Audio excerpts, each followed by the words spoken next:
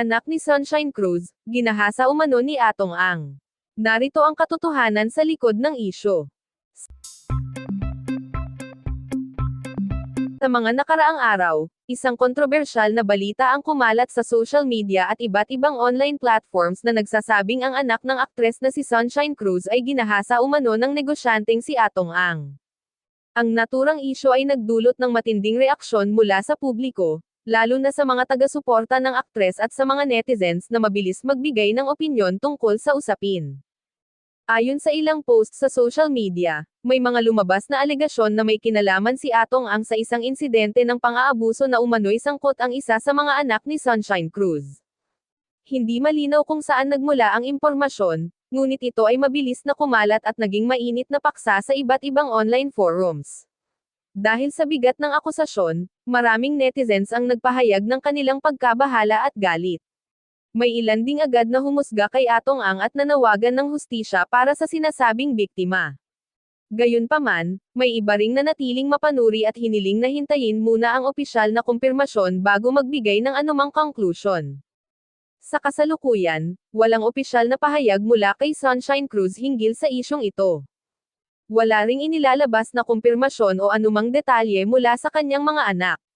Samantala, si Atong Ang, na matagal ng laman ng mga kontrobersya, ay hindi rin nagbibigay ng anumang pahayag patungkol sa naturang akusasyon. Ang katahimikan ng dalawang panig ay nagdulot ng mas maraming espekulasyon mula sa publiko.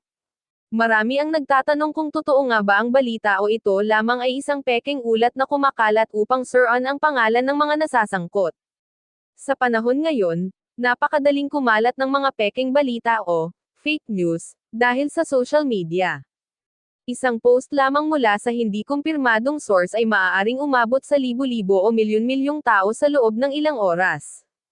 Dahil dito, mahalagang maging maingat ang publiko sa pagtanggap ng impormasyon at tiyaking nanggagaling ito sa mapagkakatiwalaang sources tulad ng mga lehitimong news websites at opisyal na pahayag mula sa mga taong sangkot. Ang ganitong mga uri ng tsismis ay maaaring magdulot ng matinding stress at emotional damage sa mga taong nadadamay sa isyu. Bukod pa rito, maaari rin itong magdulot ng legal na problema sa mga nagpapakalat ng maling impormasyon, lalo na kung mapapatunayang ito ay paninirang puri. Sa gitna ng kontrobersyang ito, mahalagang huwag agad maniwala sa mga hindi kumpirmadong balita. Una, kailangang i-verify ang impormasyon bago ito paniwalaan o ipamahagi. Huwag basta-basta magpapaniwala sa mga social media posts na walang malinaw na source.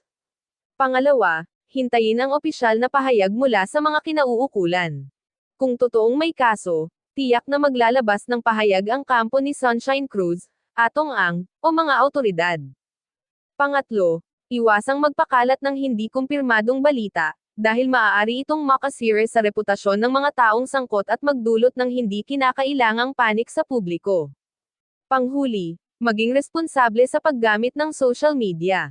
Sa halip na magpakalat ng tsismis, gamitin ito upang ipalaganap ang tamang impormasyon at hikayatin ang iba na maging mapanuri sa balitang kanilang nababasa.